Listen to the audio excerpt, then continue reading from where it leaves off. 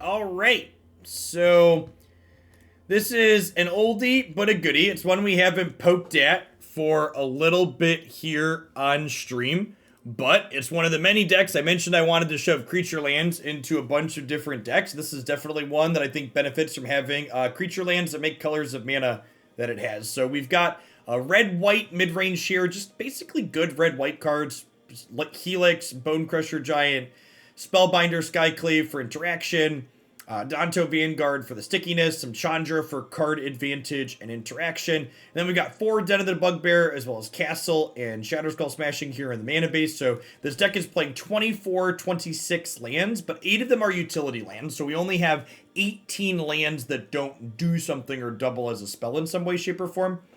One thing I've done that's a little bit different at the top end of our curve, as opposed to playing more Glorybringers, I am playing 2 Baneslayer Angels as a split. I do think the Gruul matchup can be kind of challenging for this deck, so I wanted some Baneslayers to hedge that. People comment on Baneslayer versus Lyra. Sometimes you see people playing a split. I think the way Historic has developed, Baneslayer Angel is the correct choice to be playing. And the reason for this is there are still people playing Phoenix even without Brainstorm, and Sprite Dragon is a dragon, so the protection from dragons is relevant in the Phoenix matchup. And people are playing 5-color Nivs, so this attacks past Nivs, it attacks past Corvalds, so the protection from dragons text is currently very relevant in Historic, and I would recommend playing Baneslayers and not playing Lyras, unless you're in the market for 5 of this effect, which you're probably not. In the sideboard, I hate blue-white control, so I've got a couple of Inferno of Mount Stars on top of a couple of Chandras, just a lot of screw your counter spells. So let's dive on into some games with this and see how red-white control feels in Historic today. Red-white mid-range, whatever you want to call it. Thanks for the year and a half, BB. Welcome back.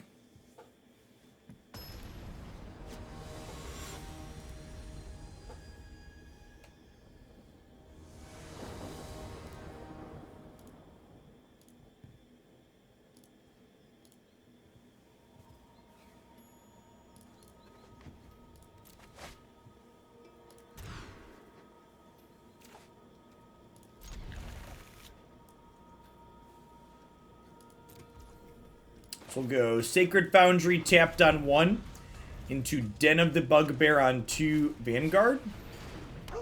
Sorry, did I stutter? I meant Den of the Bugbear, Bonecrusher Giant, Stomp Your Selfless Savior.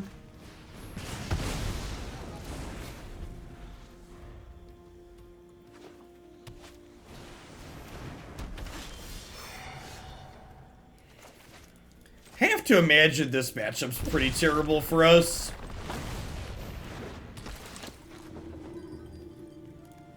Okay, that's a hand that might be serviceable for us if they brick off for a little bit here. You pressure them in the air.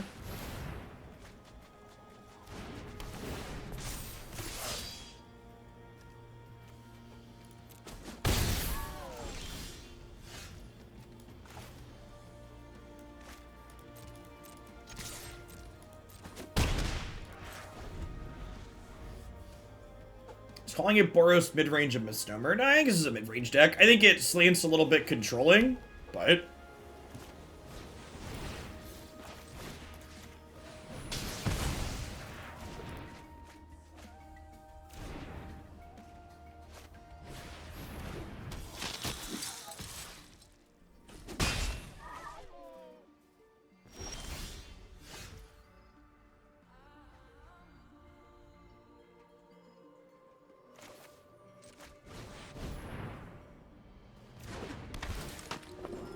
alright, so the hope here is that Spellbinders and Helix can run the distance. So this puts them to 14, then it puts them to 8, and then we kill them with the Helix in the air. I'm out of my wonderful Praetor shirts on here from Coalescence Apparel. They do great stuff. The Completant, if you would. Check them out as a great way to support the stream.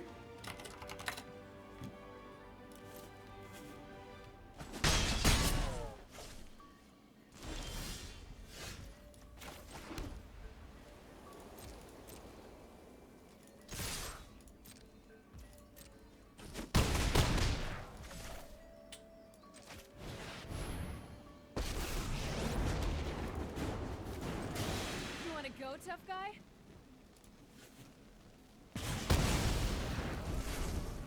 Stop, drop, and roll won't help you, buddy. Sweet. Like I said, I would bet this matchup is hard for us. Definitely got a little bit fortunate there.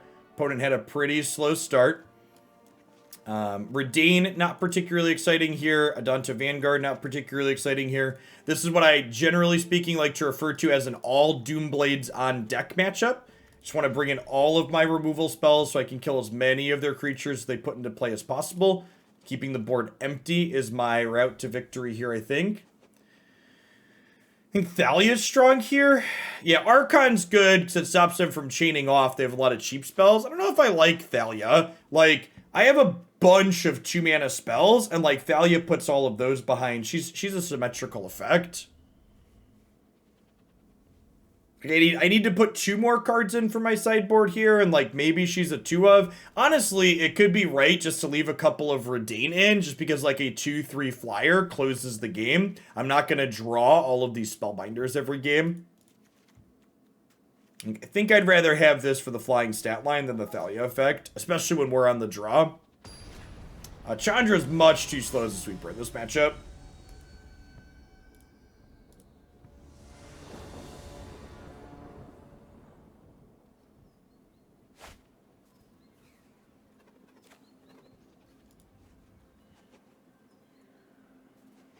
He just needs a white source to be reasonable, and we have 2 castable spells even if we brick.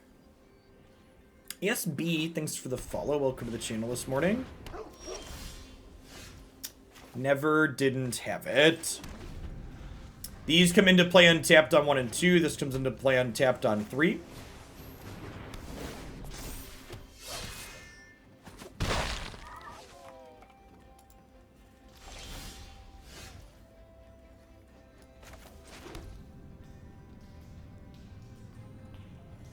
I just watched the Historic Horizons video. Given how heavily the poll results hated the product, I have to imagine it will be wildly successful.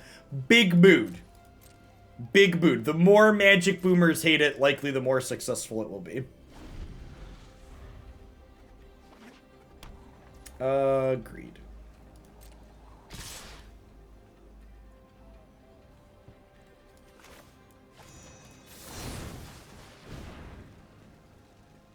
Where's the poll? On IGN's website.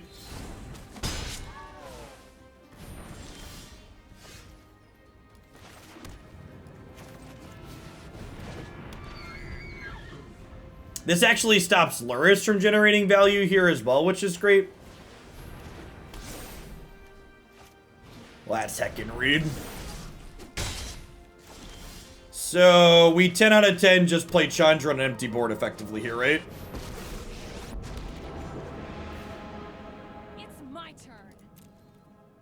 Oh, and this doesn't have text, right? So I just, like, plus her up and then Abrade. Yup, you're going down.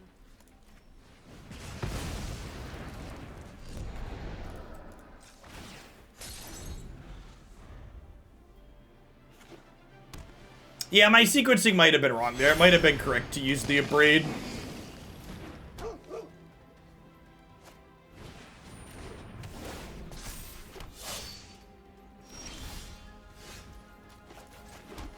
The old turn 5 tapped Clifftop Retreat. A tale as old as time.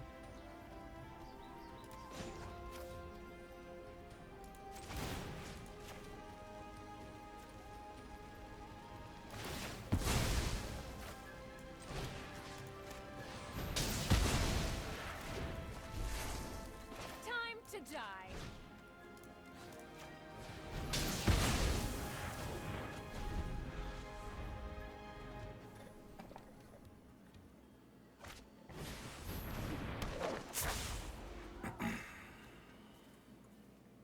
Well, that was probably the best draw in their deck.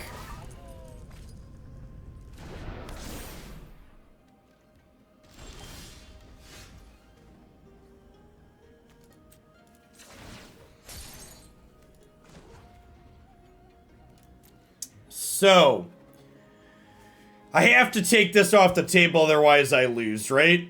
So I need to, like, make mana, rip apart the Sentinel's Eyes, play Chandra.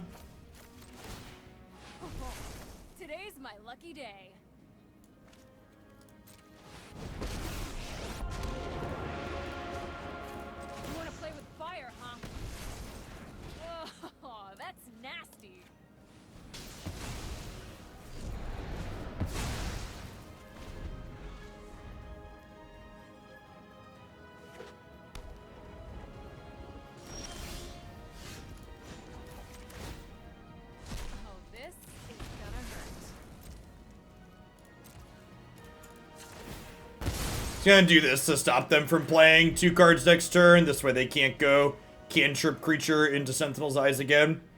And honestly, with the Archon in play, sick. With the Archon in play, we're probably in a great spot here now, right? Hi, Frosty. Thanks for the Prime support. I really appreciate it. Welcome to the channel this afternoon. It's a real banger for sure. Wow, impressive. It was less difficult than I was expecting it to be.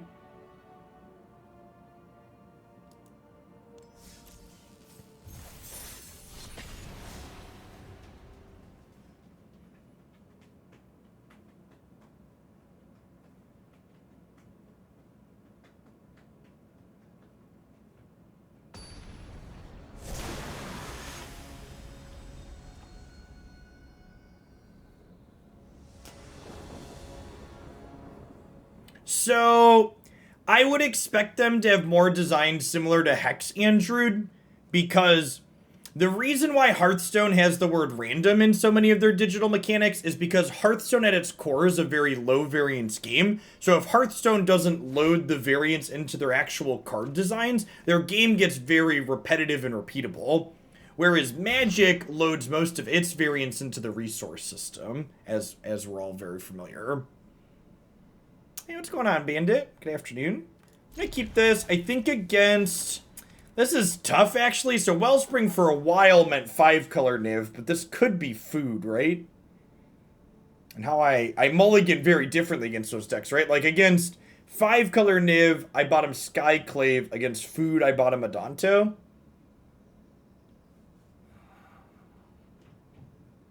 Thanks for the 3 months, Toxic. Welcome back. I could just bottom the Helix. It's not amazing against either of them. It's decent against food, though. It could be right to just pitch the Chandra.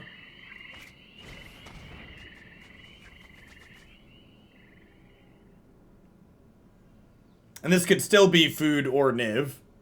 I think it's slightly more likely to be food with Blooming Marsh, but could be Niv still. The fact that they took the Adanto Vanguard makes me think they're the Niv deck.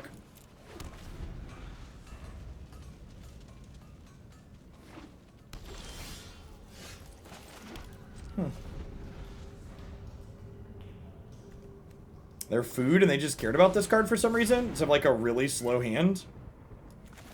Well, Stomp's not particularly great in this matchup anyway, so I'm just gonna go ahead and do it and get the pressure on. Yeah, Tower confirms food.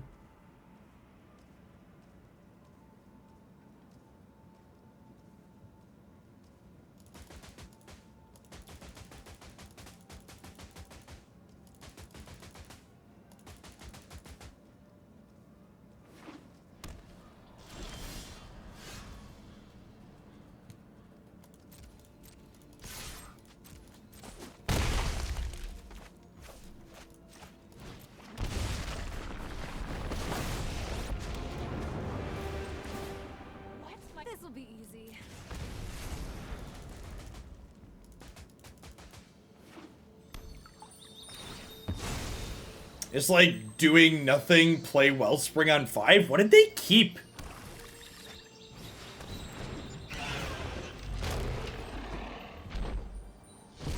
They just have like a bunch of Corvalds?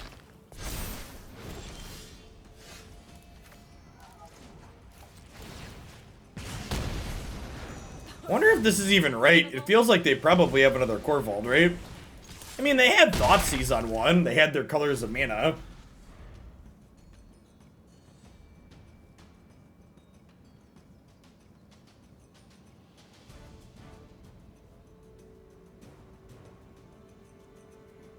Yeah, if they have more Corvalds, Baneslayer being able to sneak in might be relevant.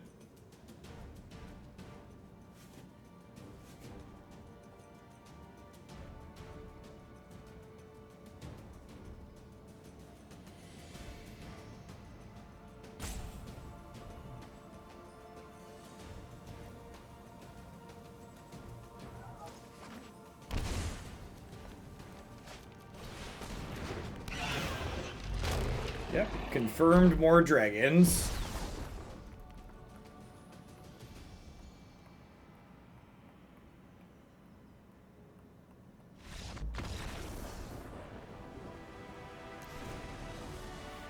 Okay, so Abrade, Rip Apart. Do I bring in Burning Hands? Because this kills Wellspring and it kills Corvold for a window, right? Rest in Peace sounds good. Thalia's pretty bad. Honestly, the shield side of Reidane is pretty reasonable here. Vanguard's not particularly exciting into cats.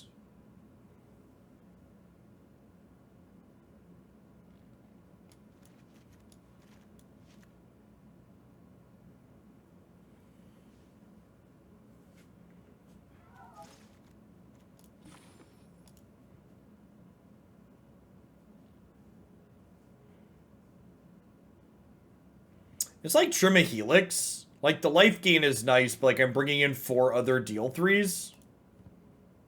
That's probably the case. I don't want to get too many of that effect.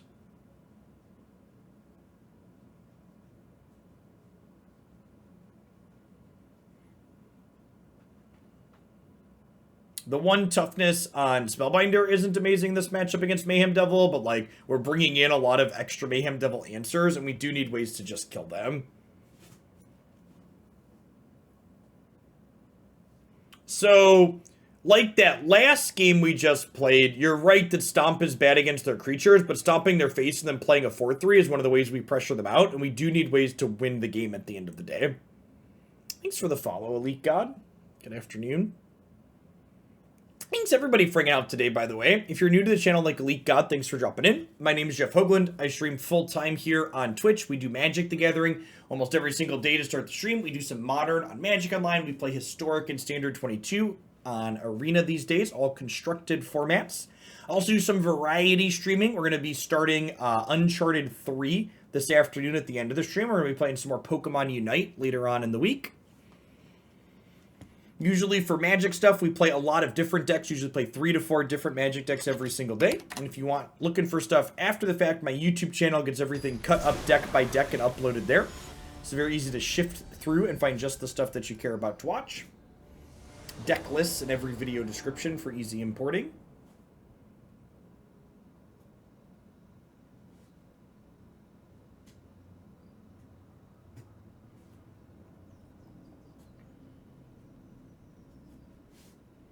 Yeah, we're going to do 3 right into 4 Pickle, I think is my plan. Based on, since I'm doing some Pokemon Unite this week, I think we're going to probably take us a week and a half to 2 weeks to do Uncharted 3. We'll do that and then 4.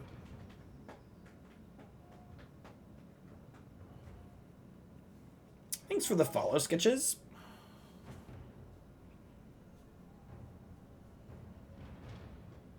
Thanks, Wood.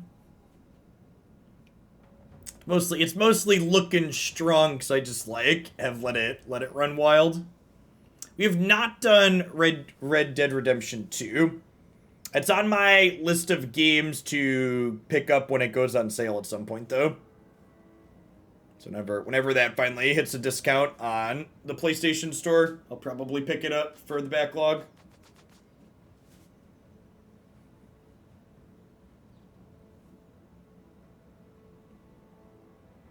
I'm an adult gamer with a backlog of games that I'd like to play at some point, so I have a list of things I bought on sale at various points that we'll slowly work through in the afternoons. Thanks for the 19 months, Crackpipe Kid. I don't have PlayStation Now.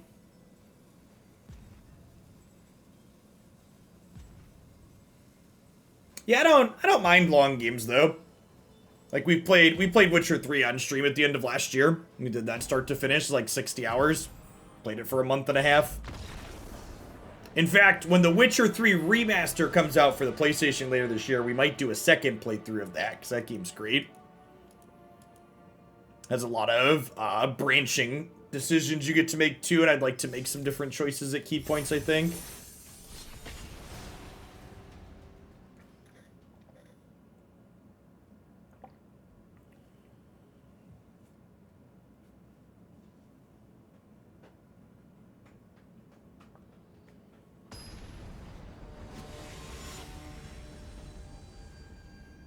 Yeah, I get to cheat a little bit as an adult Thorbrand because I get to call the variety games my job, kind of. They're not sustainable like Magic is. They're only a little bit of the channel, but it's nice to have an excuse to play them a little bit here and there.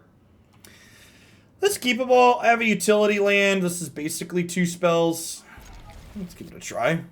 Maybe the top of our deck will be kind. I need a remastered version of my life so I can make different decisions at key points. Oh, to be an adult. Laris, thanks for the 2 months. I appreciate you re-upping. Welcome back.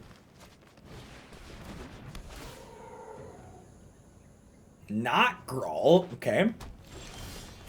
Can keep them off of turn 3 Nissa here at least.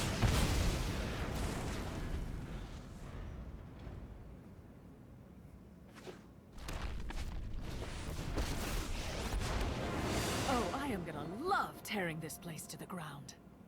That's... My, how you've grown. It really has, chat. It really has all grown up.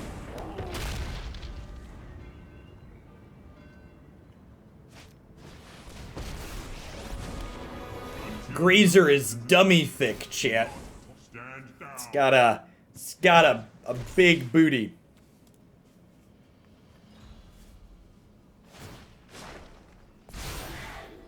My, how you've grown. New Ragavan just dropped. Alright, you can't say that and not post a link in chat. Come on now.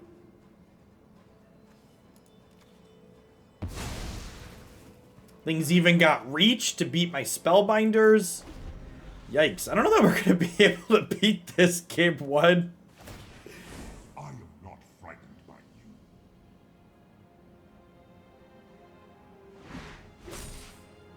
Our opponent is a powerful monkey. Got it. Great henge off of card. Man, that's a nice Grazer.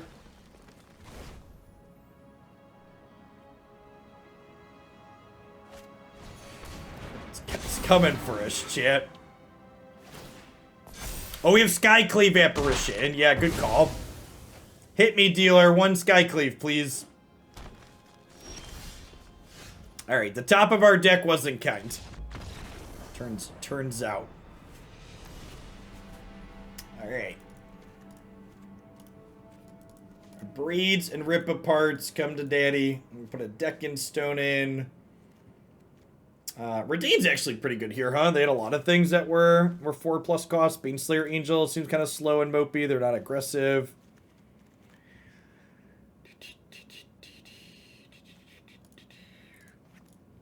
Trim a Helix again because we're boarding in a lot of other deal 3s.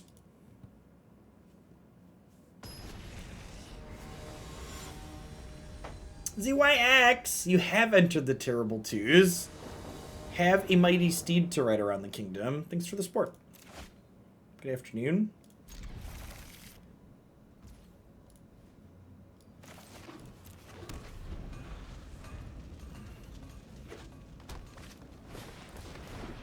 This damn sloth, chat.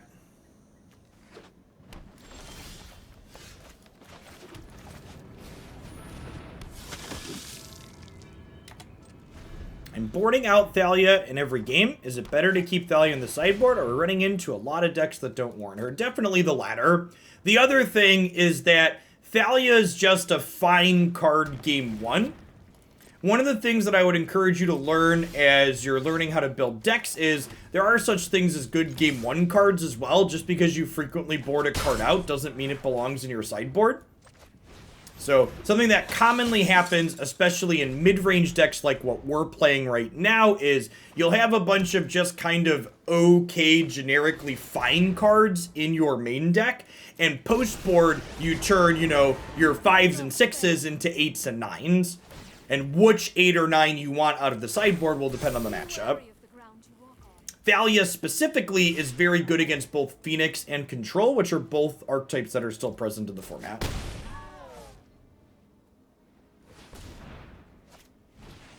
Perfect example of a good game 1 card is Inquisition of Cause. Like, I actually completely disagree with you, and I think that statement's nonsensical, Duck Doolittle. Inquisition. Inquisition of Kozilek is just a generically fine card. You almost only board that card out in discard mirror matches. Generally speaking, it's fine and stays in your deck.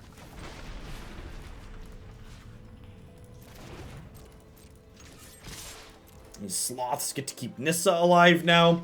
If they have an Ulamog or something like that in hand, we are just dead here. I can, at the very least, kill this forest. Other good example of a good game 1 card. Something that frequently happens is in post-board games, your aggressive deck becomes more interactive. Our actions determine the course of history. I will not lose another friend. It's better to run a full set of Thoughtseize / Inquisitions, or is it better to split them? It depends on your deck. So, like, for example, in aggressively slanted decks, I would always favor playing more Thoughtseizes than Inquisitions. But if you look at something like the Grixis Dragons deck on my website, you will note that that deck plays more Inquisitions than Thoughtseizes, because that deck needs to be more respectful with its life total. So it isn't really a hard and fast rule one way or the other. One of the things that makes Magic such a good, interesting game is the fact that there's not these always do this, never do this. A lot of things are contextual.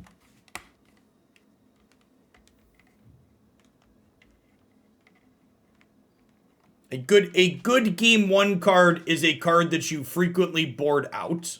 So you only play it in game 1s. Whereas Inquisition is a card that's usually in your deck for all 3 games in a lot of situations. I think we're just dead here, right? We're just going to get solidly outclassed by this and this. Just got bigger fished here. Yep, contextual in terms of the format too. Although I think Modern has pushed away from Inquisition being better. Like, there's a lot of Omnaths and, like, Hero of Dominarias and stuff like that.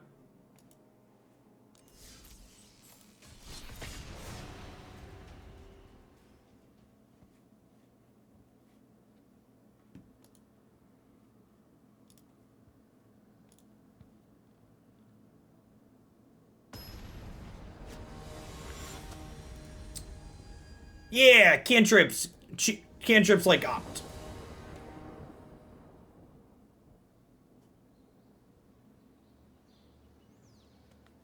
I don't have a good specific example offhand because I haven't been playing formats where people play sideboards. Played a lot of Standard 22. I don't have a good game 1 card example.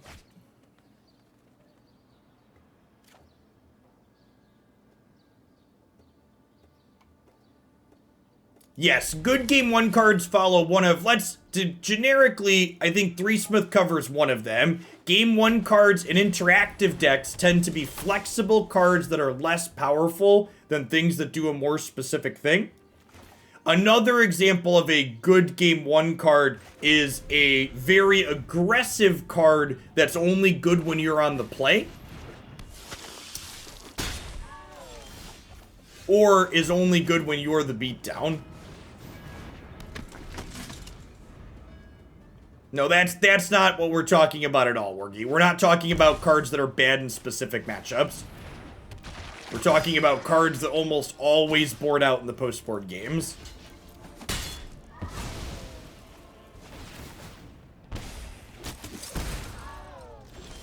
Some of them are play draw dependent, like Robber of the Rich is one you never want in your deck when you're on the draw, because that's so much worse.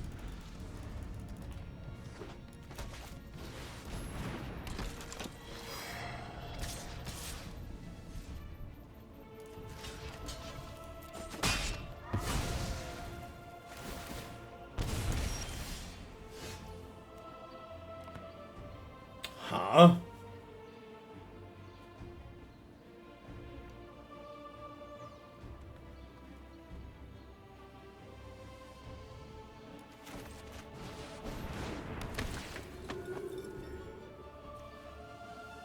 Whew. Chat, things are... Opponent's synergy deck is coming together here. I'm kind of popping off. It's a lot of drains.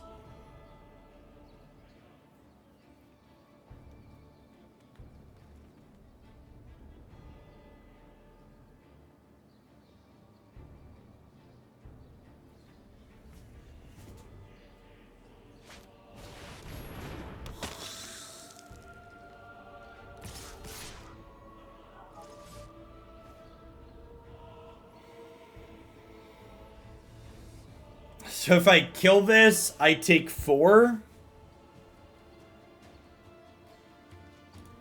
I guess we'll just take the hit, and then we'll play Baneslayer out here, get some life gain going.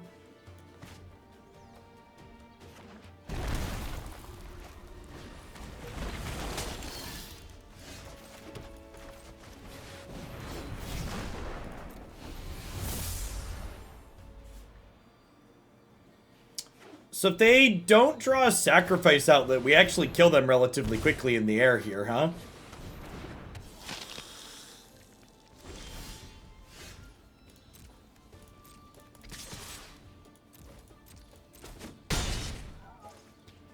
It's like big bucks, no woe strider.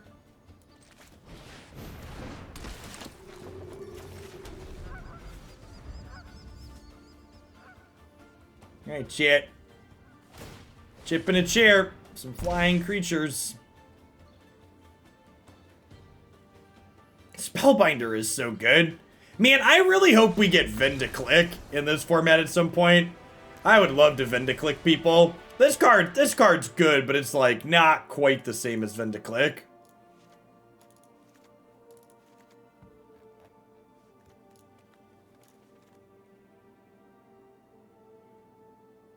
So these are drains, right? They lose. The shield doesn't matter. Definitely want all my removal spells here. Again, Thalia's coming out because they're very creature-based. And honestly, that first game there was a good example of Thalia just being fine, right? Like, yeah, I'm boarding her out because this isn't one of the matchups where she's an ace in, like the control matchups like the control matchups or Phoenix, but like she just like blocked as a 2/1 first striker and was fine. I'm still boarding her out because she's not good, but she was passable. Even when she's at her worst, she's still fine.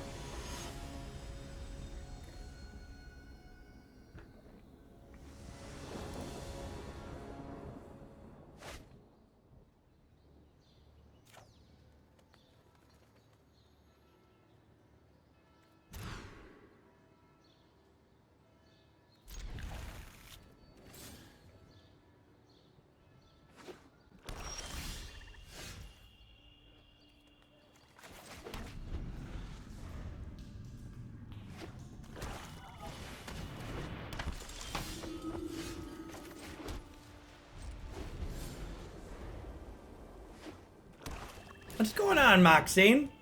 Thanks for the 25 months. Welcome back. It's quite some time. So we'll kill that with Helix before they can sacrifice it. We'll go land into Skyclave. Our curve's really solid here. Like, kill your thing, Chandra Baneslayer.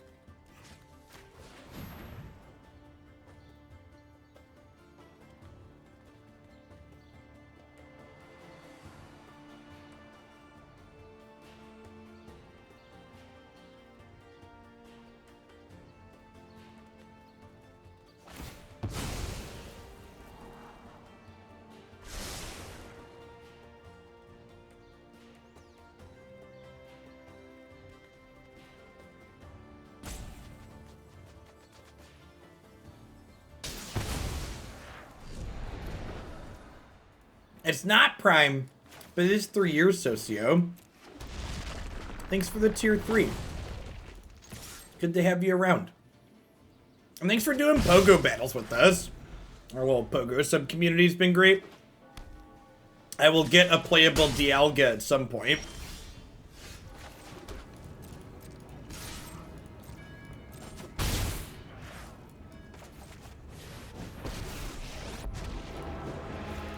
Rip Apart is like a braid that went to the gym for a few years. It's a bit slower, but it can do more. Mood.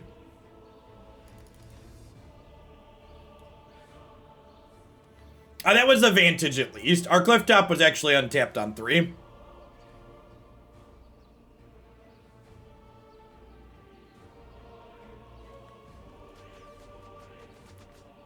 I Rip Aparted because there's value in having Chandra go up. Our opponent also showed us a 2-4 in game 1. And Chandra is able to kill a 2-4, whereas Rip Apart is not. We actually don't know anything about the power level of it, Wargy.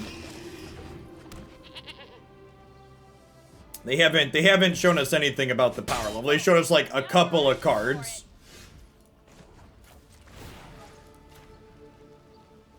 Spellbinder is actually a great pickup here, because now I can Chandra this, Helix this, and then Spellbinder the card in their hand.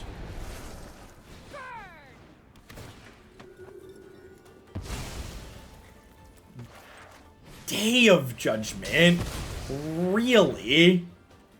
Okay, it's a good one to know about.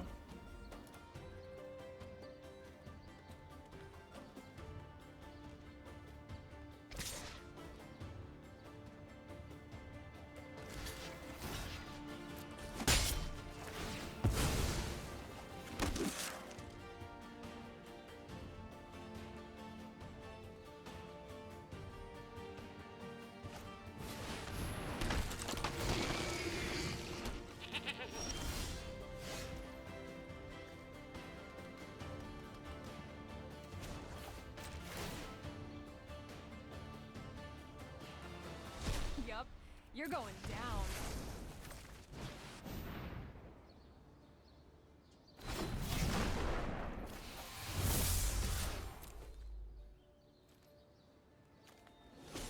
So the Baneslayer kind of forces them into a spot they need to pull the trigger on this Day of Judgment, right?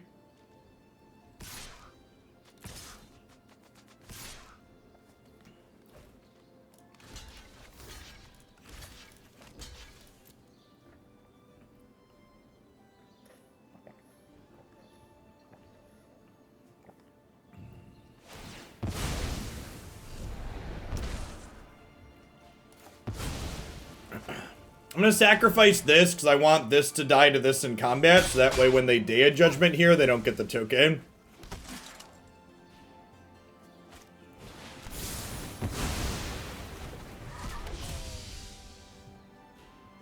Because they're already getting a 3-3.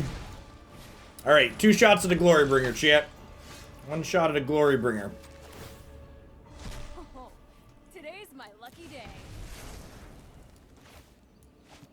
Alright, we just play second Chandra here, and then at the top card of their deck's a brick, we win. Best fire start. This will be easy. I have a Den of the Bugbear here as well. What's going on, James? Have you played any of this one recently? I know you played a ton of it for a while there. Den of the Bugbear seems like a solid mana base upgrade.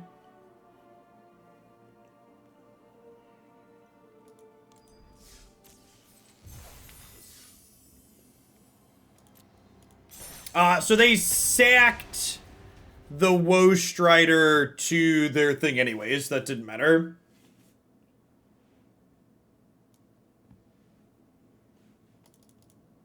We've also been playing 22, yeah. I've been trying to do like one of each every day. A little bit of column A, a little bit of column B.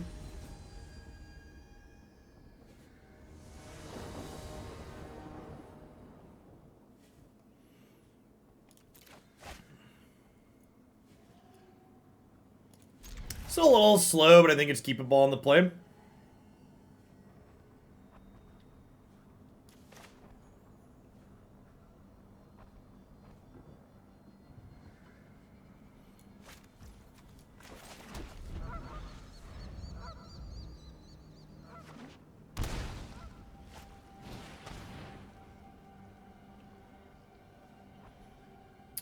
Watery Grave, Thoughtseize off of Luris. Okay. Huh. Our 2 utility lands here are probably going to be good. Could be rogues. It's been a while. But yeah, could definitely be rogues. I feel like Reidane is a weird take if they're on rogues. We'll see. Grixis chat. Grixis.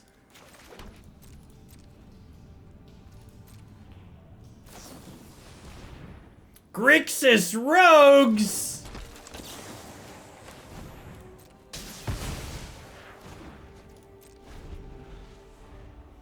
What a debate.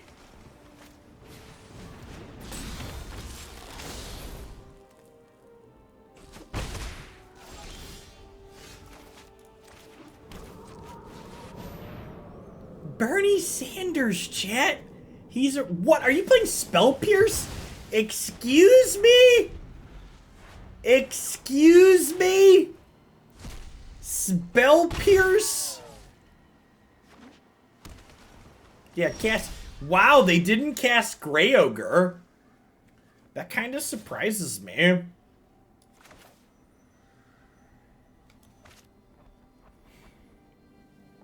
Do I just cast Baneslayer Angel? I'm gonna cast Baneslayer Angel. Memory lamps.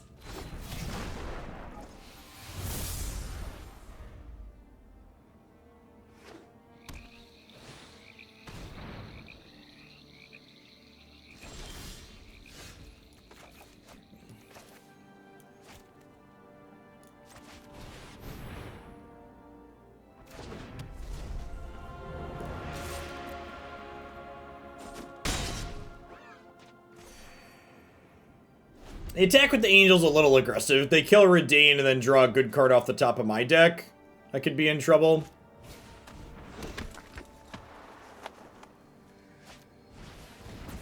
Oh, they have Claim Fame as a splash here, too. That's interesting. Got me.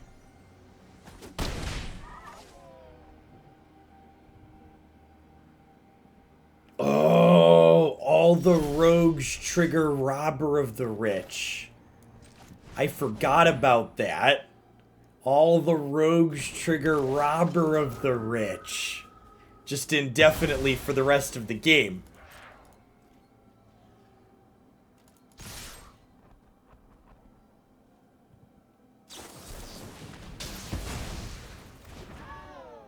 Alright.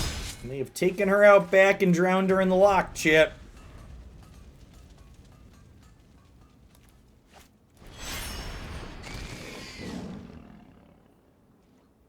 Just like run the robber in so they can recast it.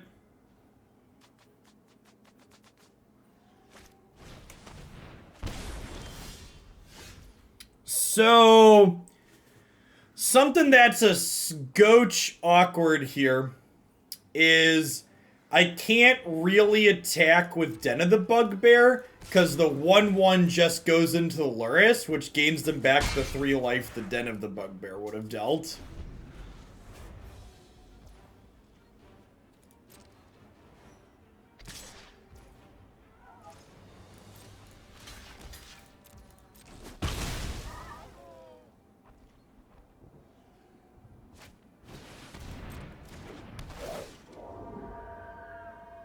Oh, I should have played this out because they're on Robber of the Rich. This is actually a pretty big mistake. But like draw another land, this could draw a card off our deck next turn because of my held land.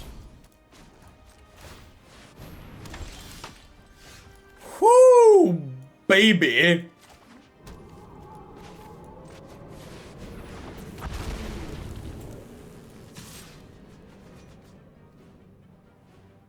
Five mana flying creatures, chat. They are pretty good. Oh, I should have attacked with this, right? Because they'd either have to trade here or they trade here and then I'd get a 3/3 and they'd get a 2/2.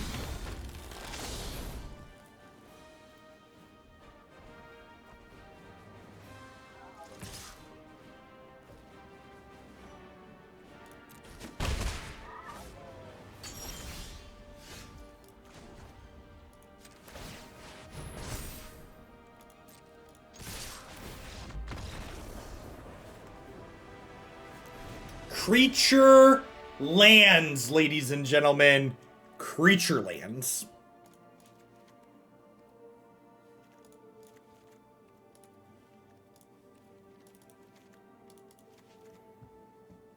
So I don't think Thalia is good enough against this variation of rogues. Seem to be a little bit lower to the ground.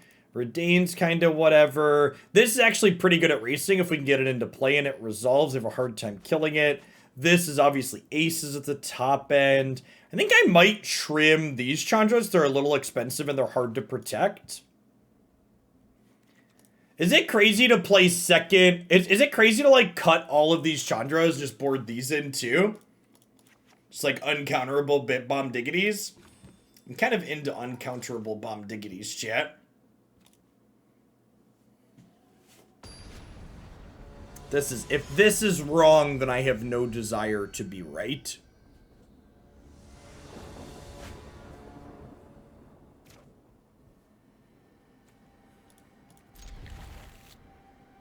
One little, two little, three little Doomblades, fourth little Doomblade, Doomblade, Doomblade, do do do do do do do do do do do burr burr burr burr burr.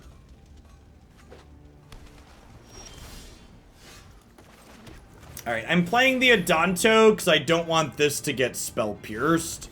And they showed us spell pierce in game 1.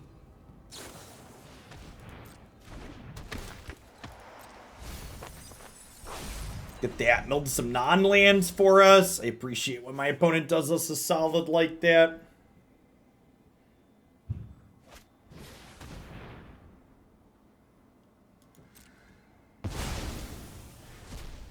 Our legion has ended.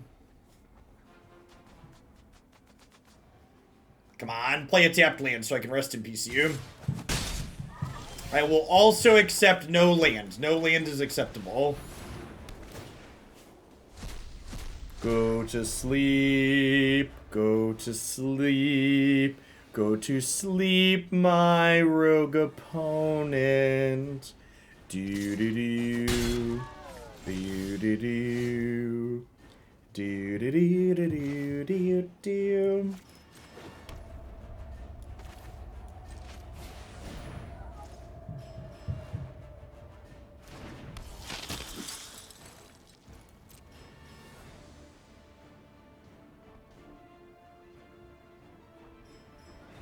We did, to people at home will note that I very skillfully played around Legion's End by leaving the second Adanto Vanguard on top of my deck. A lesser Magic the Gathering player would have gotten 2 for 1 there.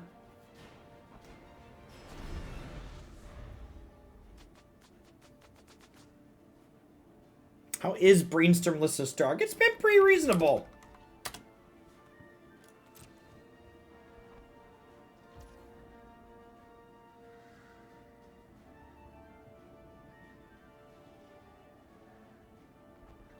It's sad that we didn't have... It's sad that we didn't have a, enough data to do a Meta Monday on this week. Hopefully next week.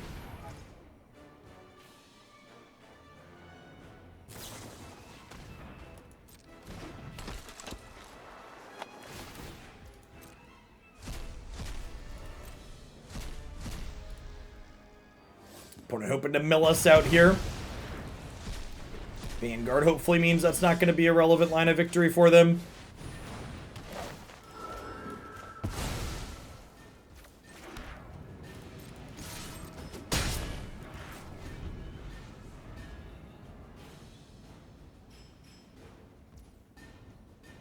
Hey, thanks for the prime, Nick.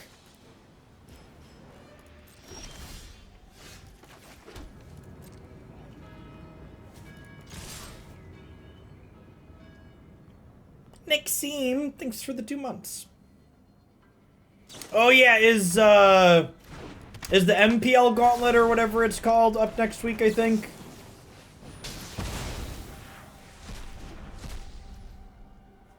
New Jumpstart will have duplicate protection and no new set reprints. Really? What are you... So if I jumpstart, what happens if my pack has a card I have 4 copies of? No, there's no duplicate protection. You get, it says right there, you get gems and progress towards your vault.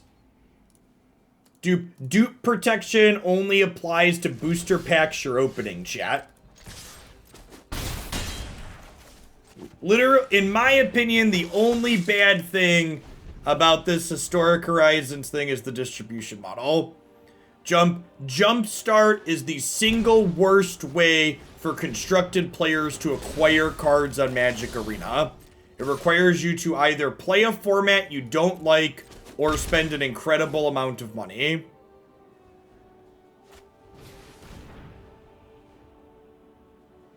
So that's not really protection like we're talking about. So they're just saying these aren't Jumpstart specific cards.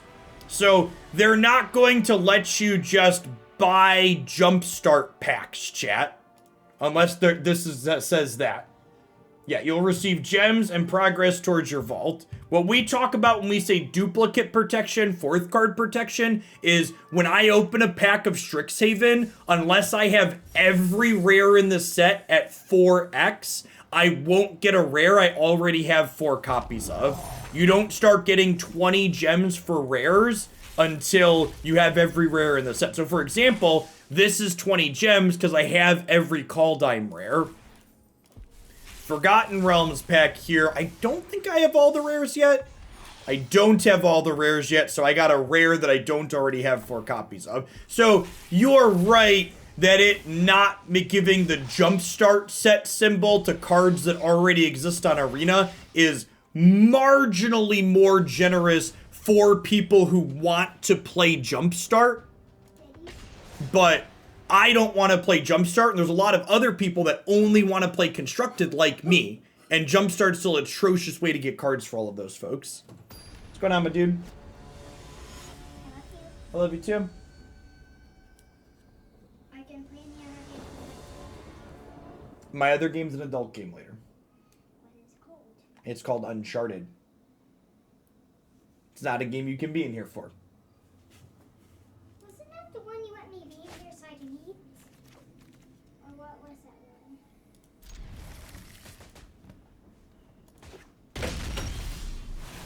He's fishing, chat.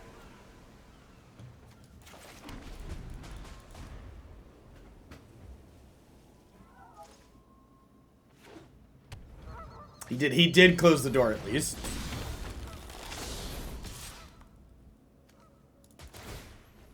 It's my favorite board game for my collection. I can't pick just one.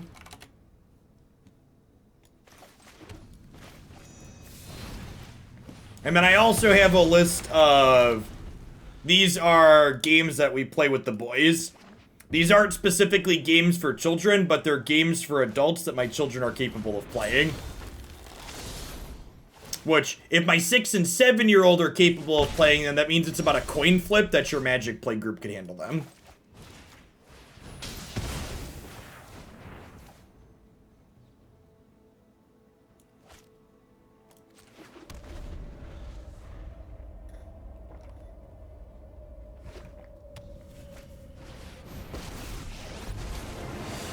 I've learned a bunch of new bird spells to try on. Hey. Kind of punished for playing red to hedge Chandra. Opponent's deck is 79%. I mean, a bit of a brew, so the range of cards they're playing here is a little wacky and wild.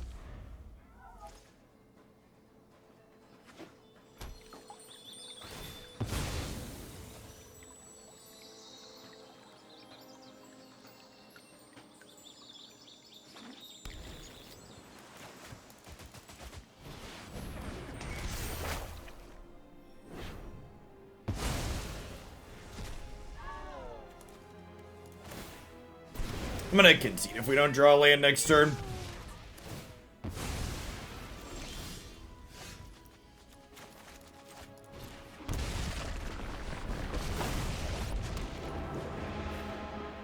When people start screaming, yup, you're going down. The spell and a land, fair. Chandra at least means we can Glorybringer next turn. Say hi to my fiery friends.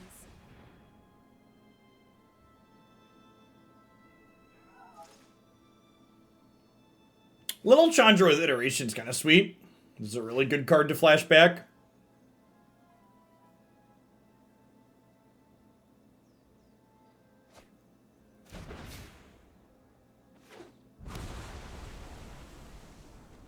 Yeah, I think we're too far gone at this point. Now you've done it.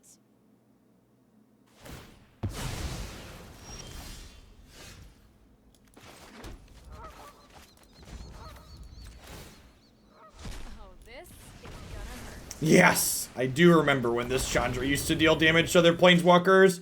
And these darn magic zoomers with their newfangled rules and lightning bolts targeting planeswalkers directly. How am I supposed to scum my opponents when they say the wrong thing while casting their lightning bolt, chat, if they're just able to target my planeswalker directly? What kind of reasonable game rules are these?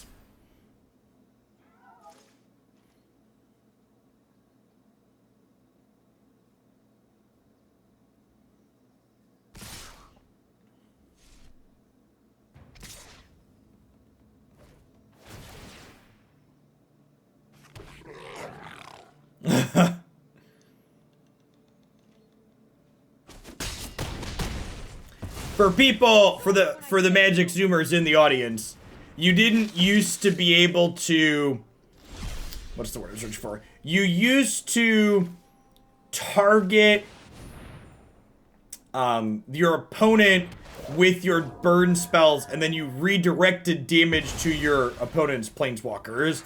Spells didn't target the planeswalkers directly.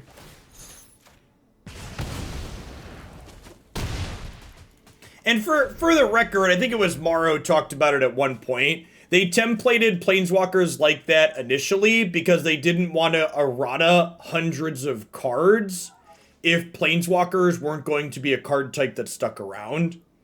So when they initially introduced them, they kind of did that as a patch to see if they liked the designs and how they worked before they decided to push ahead. And then I think it was actually Magic Arena that finally pushed them to change it because they didn't want to code redirection into this.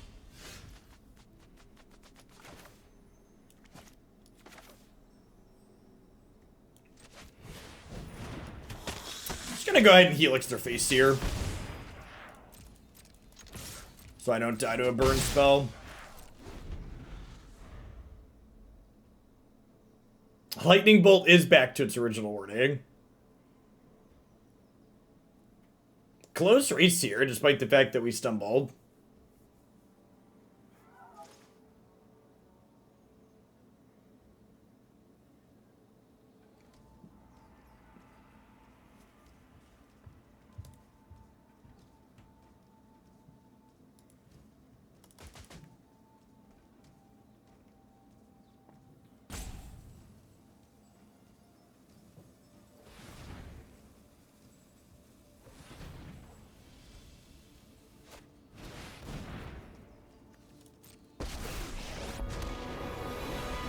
Yeah, they were gonna try and lethal me with the Chandra.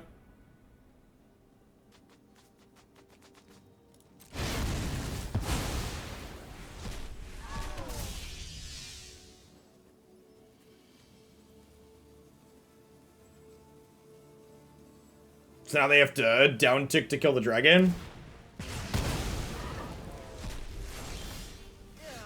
don't you hate that burnt hair smell?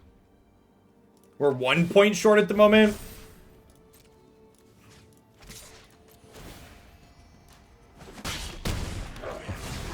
I don't need this. Yes, I get the token because it was my Adanto.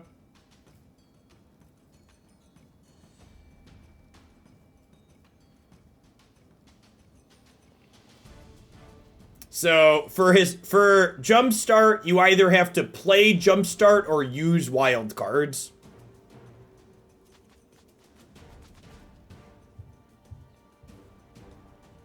It is not particularly great from a consumer standpoint.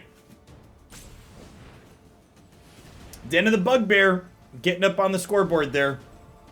Putting our opponent's life total down, chipping off the Planeswalker, leaving a friend behind.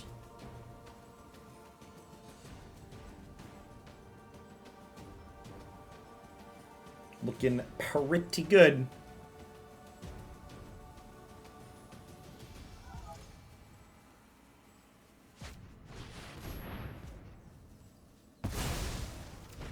None of these stop them from being dead this turn.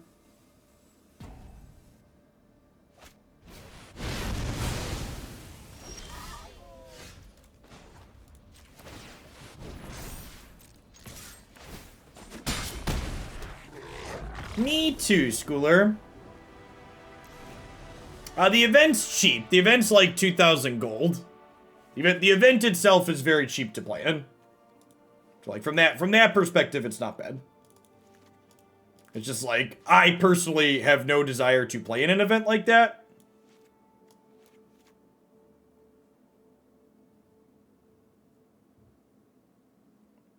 So I'm, depending on how many reprints we get in this set, my credit card is ready to spend $500 or $600 acquiring Masters cards.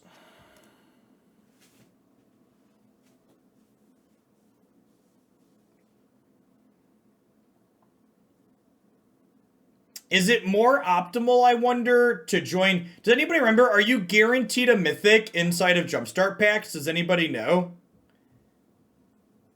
What do the Jumpstart pack distributions look like in terms of rarities?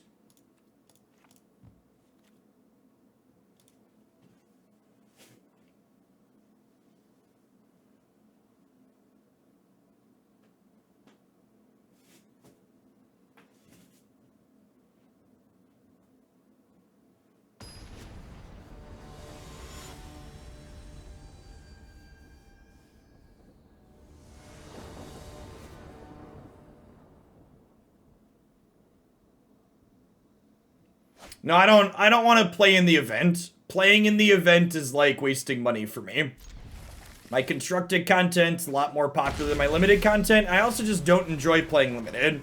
So I will not play Jumpstart for value. I will consider queuing up into Jumpstart, picking 2 packs, conceding, and acquiring the cards if that's optimal. But that's about as far as the work I'm willing to do goes. Otherwise, we'll just buy packs, get wild cards, and incinerate money. The real bottleneck will be how many playable mythics they put in the set. If there's a lot of playable mythics, things can get kind of dicey. I'm gonna lead on Thalia here, because if they have Lightning Helix, she means they can't cast it. Thanks for the 13 months, Maka Art, and thank you for the tier 3. That's very generous. Well, so I don't have 100% playsets of everything on Arena. So I'll buy packs from sets that I'm not quite 100% in yet. Is the plan.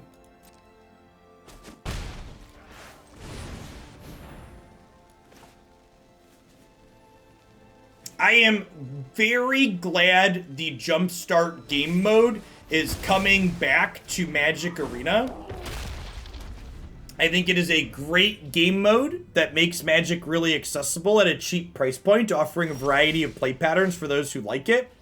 It is an atrocious means to have people acquire cards through, though, and it's awful that they're forcing constructed players to choose between playing a game mode they don't like or being fleeced for cards.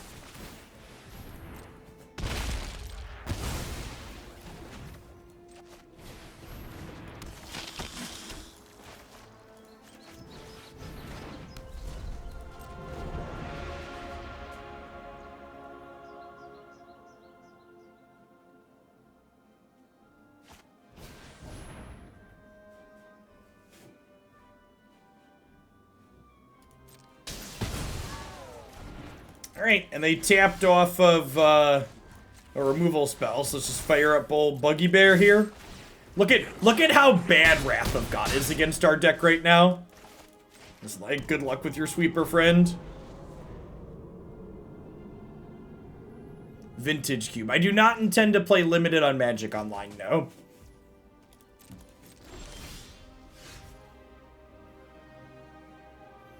we firing up Bugbear again? I don't think so. I think I'm just attacking for 4, and then, like, blasting them for 7 at end of turn, and then we'll try and kill them next turn. The game where we had lands and got to cast spells is much easier. Although I suppose our opponent's stumbling this game. It's only fair we stumbled in the first game.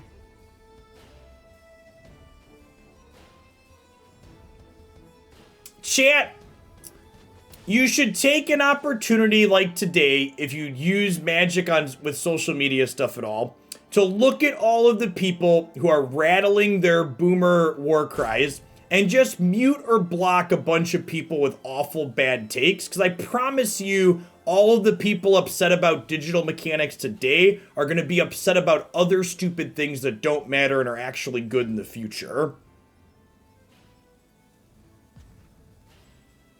And if you enjoy it, you know, soak it up. But, I don't know. I don't need extra negativity in my life.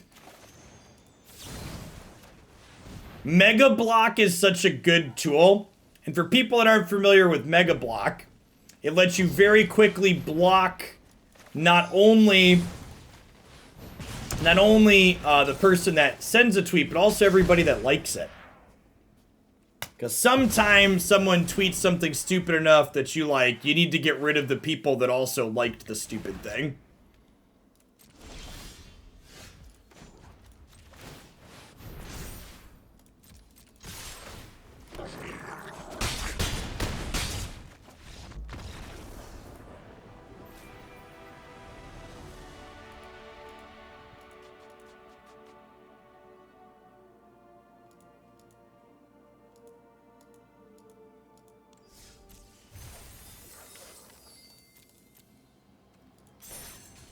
And you know what? The beautiful thing about the historic cards... So, here's the one thing that I am... Actually, let's cancel this for a second. I might clip this and put it into its own thing. My audio desync is probably going to be a little awkward here because I'm going to put myself big. So, in my opinion, there is exactly one thing that's concerning about Historic Horizons, and that is the implication that regular digital-focused designs are going to be coming to Magic Arena means that there is a good chance that Historic is going to be a regularly disrupted format.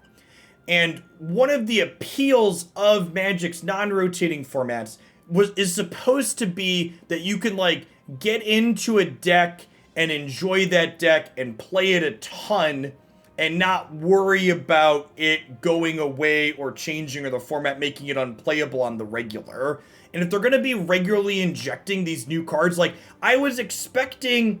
There's lots of copies of me saying, hey, I expect the Mystical Archives to be the biggest power level increase that Magic Arena Historic ever has. And with this Historic Horizons, if we get these regular releases like that, it's not going to be the case, right? So, like, something like Historic Horizons, while I think it's exciting and I'm interested in it happening, I'm excited for it happening, I do think, you know, people have asked a lot of questions about Pioneer. I think it makes the importance of getting a format like Pioneer on Magic Arena sooner rather than later more important than ever, because I want a format that's not flipped on its head every 3 months. And, like, I like that there's variety in formats. I think, like Standard, for example, changing is something that's good,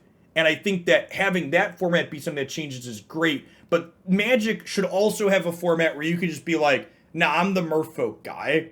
I'm the Tron guy. I'm the whatever person, guy, gal, non-binary pal, where that's your deck, and you get to sit on that deck and not get, you know, it tossed out from under you every 3 months. So, yeah. It's tough. It's actually 1:15 already. Yay, audio desync. Gonna have to fix that tonight. All right. I think we'll wrap on. Red White felt pretty reasonable today. Den of the Bugbear felt like it slotted in here nice and clean. Basically did exactly what I wanted it to do. The Baneslayer split at the top end felt very decent at multiple points. I did not over the weekend because I was working on other things, and by working on other things, I mean I played an unhealthy amount of Pokemon Unite. I did not get a chance to update the decks on my website, so I'm going to update at least this one and a couple others that we've played on stream recently with some of these creature land builds, and go through and pull brainstorms off at some point this week. So at any rate, that's going to wrap on me for Magic for today. So I'll be back with more Modern tomorrow morning and then more Arena tomorrow afternoon. For the rest of today, I'm going to fire up the PlayStation. We're going to be starting Uncharted 3. We finished Uncharted 2 last week. It was a lot of fun. If you haven't seen this series before, I'd encourage you to hang out for it. It's an Indiana Jones style action adventure game where we go treasure hunting. It's a blast. What's the buy-in on a game like Unite? It is free to play. However, there are in-game items that give you a bit of a boost that are $5 to get mostly maxed and like $30 to get all the way maxed if you're not free to play them. I haven't even spent money to level them all the way up.